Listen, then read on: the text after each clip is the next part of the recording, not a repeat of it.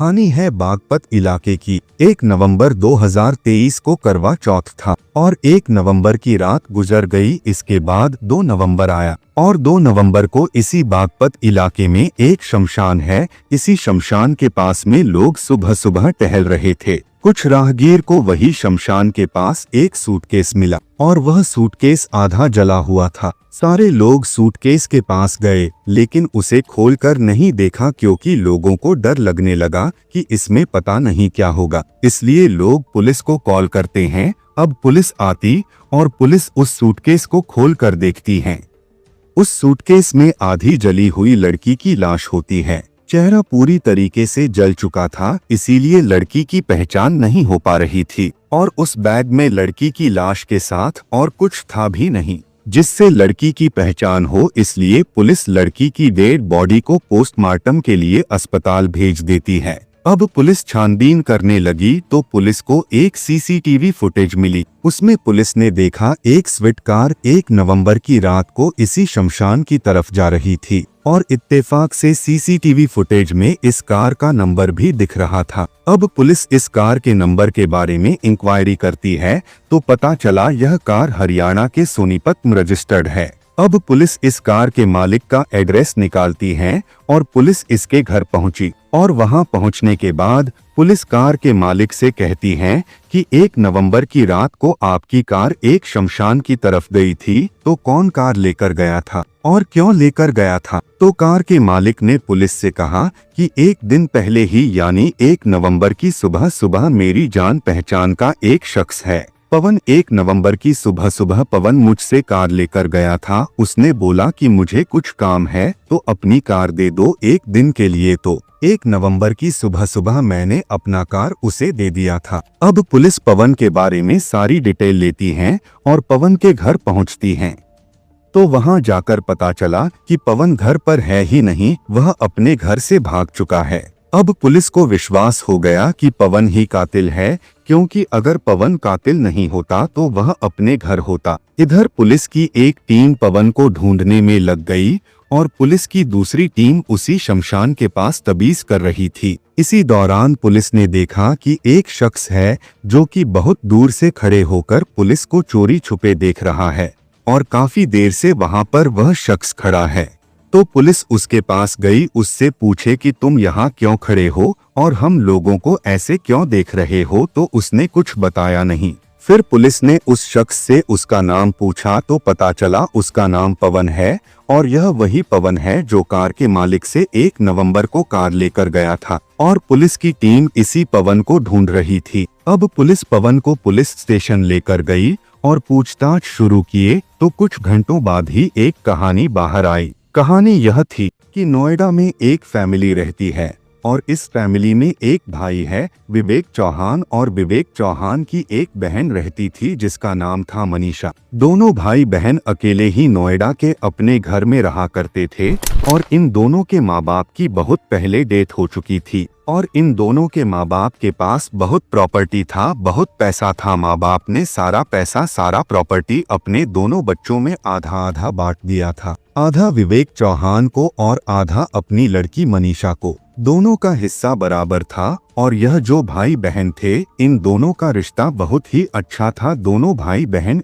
एक दूसरे से बहुत प्यार करते थे। अब कुछ समय बाद ही विवेक की शादी शिखा नाम की एक लड़की से हो जाती है और इधर मनीषा अभी भी पढ़ाई कर रही थी। अब यह जो शिखा थी विवेक की पत्नी, यह थोड़ी लालची थी और बहुत ही गंदे नेचर की थी। अब धीरे धीरे शिखा को वसीयतनामा के बारे में पता चला और वसीयतनामा में यह था कि जितनी भी प्रॉपर्टी है उसमें मनीषा और विवेक दोनों का आधा आधा हिस्सा है और सारी प्रॉपर्टी में अगर कुछ भी चेंज करना है तो दोनों का साइन लगेगा, विवेक का भी और मनीषा का भी। किसी एक के सिग्नेचर करने से कुछ भी नहीं होगा। और जब से शिखा को यह सारी बात पता चली तब से ही घर का पूरा माहौल ही चेंज हो गया। अब शिखा हाथ धोकर मनीषा के पीछे पड़ जाती है और शिखा चाहती थी कि मनीषा साइन कर दे और सारी प्रॉपर्टी हमारे नाम कर दे। एक बार शिखा ने मनीषा से यह बात कहा तो मनीषा ने साफ मना कर दिया। मनीषा ने बोला कि नहीं, मैं साइन नहीं करूंगी।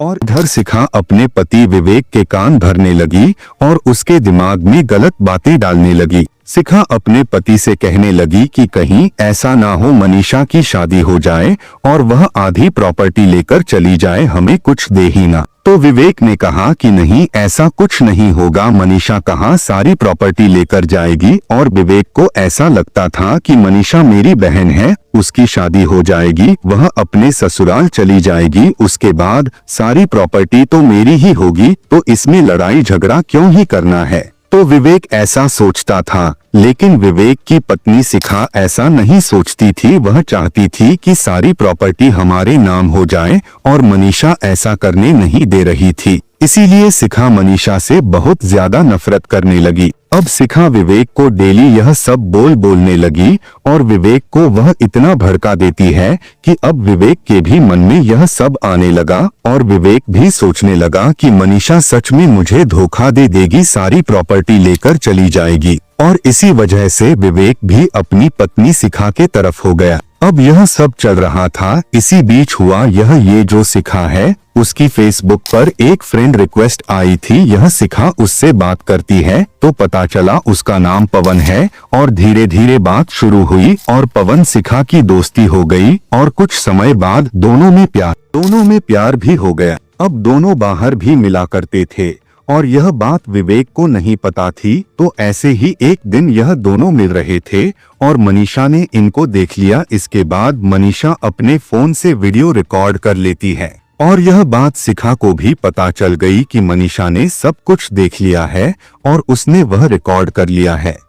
अब शिखा सोचती है मनीषा विवेक को मेरे और पवन के अफेयर के बारे में बता देगी और विवेक उसको छोड़ देगा और इस अफेयर के बारे में सभी को पता चल जाएगा। इससे मेरी समाज में बहुत बदनामी होगी और प्रॉपर्टी से भी हाथ धोना पड़ेगा। अब शिखा के दिमाग में बहुत खतरनाक आइडिया आता है। शिखा एक तीर से दो निशाना करती है और अपने पति विवेक से कहती है कि देखो मनीषा तो साइन करेगी नहीं, हमने कई बार उससे बोला है और कहीं ऐसा ना हो कि उसकी शादी हो जाए और आधी प्रॉपर्टी लेकर वह चली जाए, तो तुम क्या करोगे। और मनीषा साइन कभी नहीं करेगी तो हम दोनों के लिए अच्छा यही है कि हम दोनों मनीषा को रास्ते से हटा दें, उसके बाद सारी प्रॉपर्टी हम दोनों की हो जाएगी। और यहाँ पर विवेक भी मान जाता है, वह भी कहता है चलो ठीक है, हम लोग मनीषा को रास्ते से हटा देंगे। अब आप खुद देखिए, यहाँ पे विवेक मनीषा का भाई है,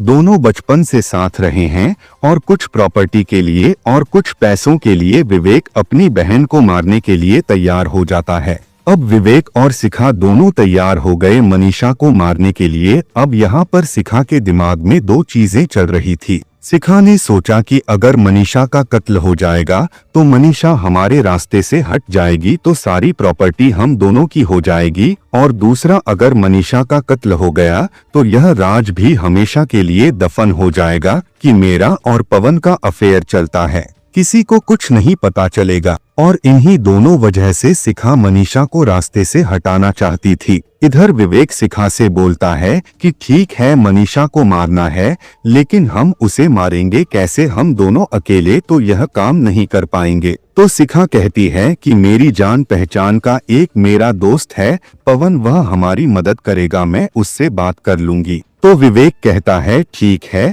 अब 1 नवंबर का दिन आया। 1 नवंबर को करवा चौथ था। शिखा विवेक के लिए व्रत थी और शाम को पूजा पाठ करती हैं।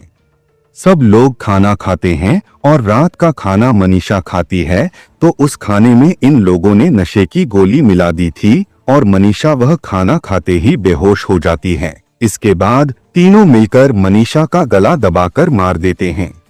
अब मनीषा के डेड बॉडी को ठिकाने लगाना था। तो शिखा और विवेक पवन से कहते हैं कि तुम कहीं से गाड़ी लेकर आओ और हम इसे ठिकाने लगाएंगे। सोनीपत में पवन का जान पहचान का एक शख्स था, तो वह उसके पास जाता है और उस शख्स के पास स्विफ्ट डिजायर कार थी, तो पवन उससे कार लेकर आता है 1 दिन के लिए। इसके बाद मनीषा की डेड बॉडी को तीनों कर एक बैग में पैक करते हैं और गाड़ी में रख देते हैं और गाड़ी लेकर बागपत पहुँचे और बागपत जाने के बाद वहाँ पे एक शमशान था। वह बहुत ही सुनसान इलाका था। तो पवन गाड़ी से उस सूटकेस को निकालता है और वहीं पे पेट्रोल डालकर जला देता है और वहां से निकल गया।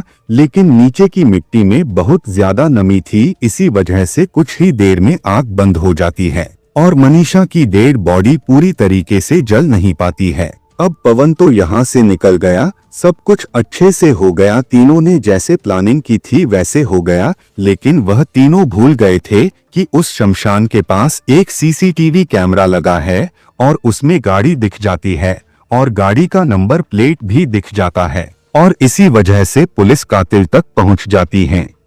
आप खुद देखिए कितनी अजीब बात है। एक भाई अपनी खुशियां मनाता है, 1 नवंबर को करवा चौथ सेलिब्रेट करता है और अपनी खुशियां मनाने के बाद अपनी बहन को मार देता है, जिसके साथ वह बचपन से रहता आया है, वह भी कुछ प्रॉपर्टी के लिए, कुछ पैसों के लिए। अगर वह प्यार से मांगता तो उसकी बहन शायद वैसे ही उसे दे देती, लेकिन विवेक अपनी बहन मनीषा को मार दिया। तो यह थी आज की कहानी।